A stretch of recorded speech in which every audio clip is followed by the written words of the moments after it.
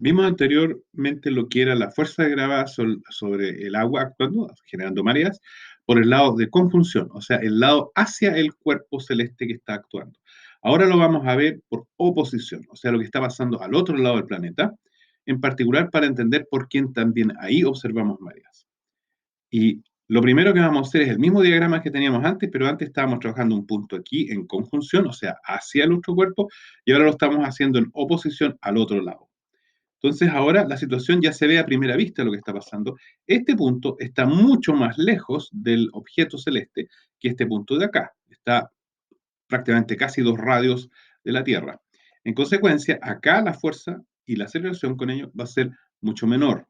Ahora, veamos de qué estamos hablando, de qué tamaño es. Vamos a cerrar esto acá que molesta. Ya. Entonces ahora lo que tenemos que hacer es nuevamente por similitud, porque nos interesa esta componente. La que va hacia abajo, o sea, la que es perpendicular al radio es igual, así que no vamos a calcularla porque ya la tenemos, porque aplica el mismo punto acá arriba, pero ahora lo que queremos hacer en esta parte es observar cuánto es esta línea de acá, la aceleración que está sufriendo en esa dirección.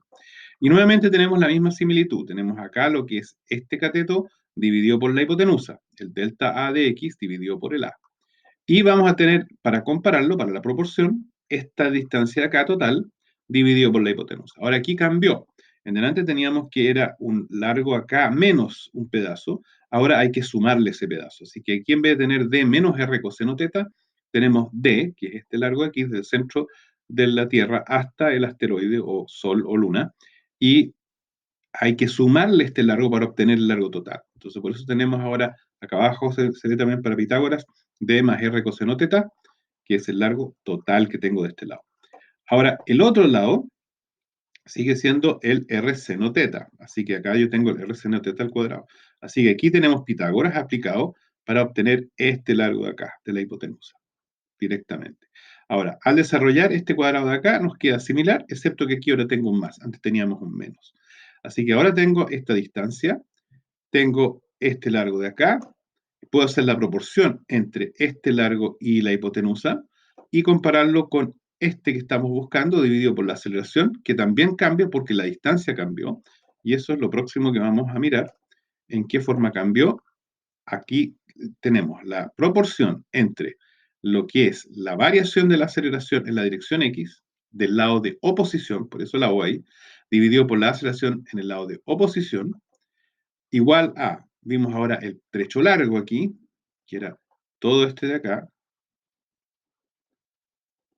sobre la hipotenusa, ahora calculada con el más, o sea, con este elemento de aquí adicional, no restado, sino sumado, por eso tenemos D más R coseno teta, lo cual nos llevó a esta expresión que tiene un más en vez de un menos. O sea, esta expresión es distinta de la que vimos la vez pasada, porque para el caso de conjunción teníamos aquí un menos y acá un menos, y ahora tenemos un más y acá un más porque estamos al lado de oposición.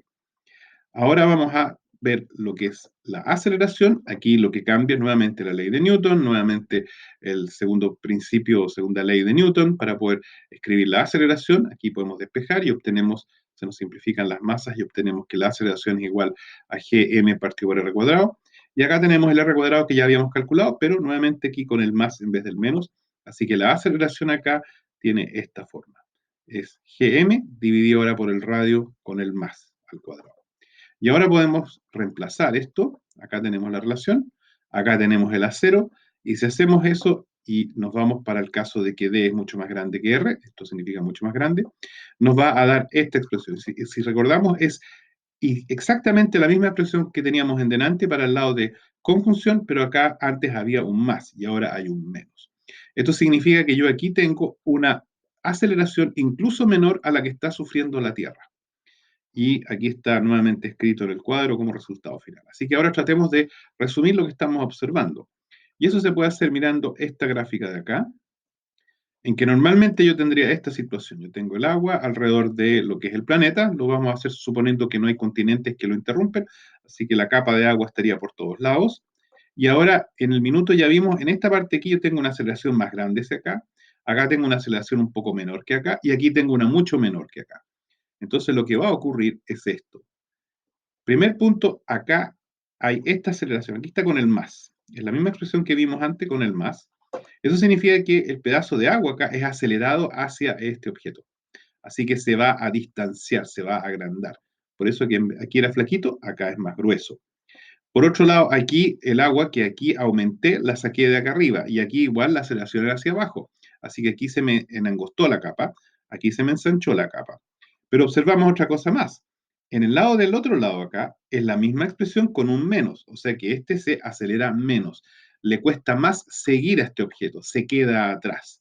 Y para eso la Tierra sufre esta aceleración, significa que la Tierra se desplaza dentro, es como que fuera una burbuja de agua o una esfera de agua, la Tierra estuviera inmersa y la Tierra se desplaza, dejando acá una capa un poco más gruesa. Esta es la marea que estoy observando al otro lado, al lado opuesto. Este es el lado en conjunción, ese es claramente el efecto de la gravedad de este cuerpo.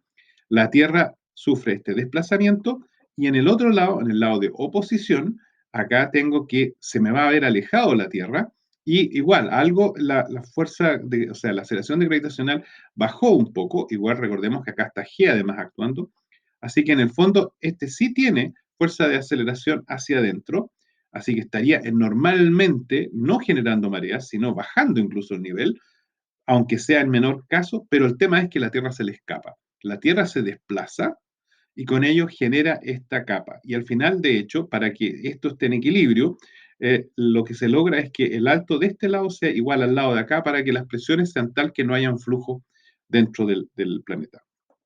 O sea, lo que estamos teniendo es que como es un proceso lento, cada 12 horas vamos a estar observando esto, eh, prácticamente uno podría pensar que la Tierra está rotando acá dentro de su agua y esto está, entre comillas, en semi-equilibrio. Algo arrastra a la Tierra al avanzar, pero en general el movimiento es lento y en consecuencia estamos permanentemente en un estado prácticamente estacionario. Y ese estado estacionario significa que las presiones alrededor de la Tierra tienen que ser tal que estar en equilibrio para que no hayan flujos grandes y eso significa que tengo que tener aquí una altura porque se me desplazó la Tierra, pero también porque estoy en equilibrio con el resto. Así que esa es la explicación básica de por qué se nos forman las mareas, tanto por el lado del asteroide o sol o luna que está jalando, por el hecho que la Tierra se nos desplaza y porque por el otro lado acá también tenemos una pequeña aceleración, pero ante todo se generó la profundidad por el desplazamiento directo de la Tierra. Veamos ahora números concretos para ver cómo esto es afectado directamente por la Luna y por el Sol y ver distintas situaciones de interés que se pueden estar dando.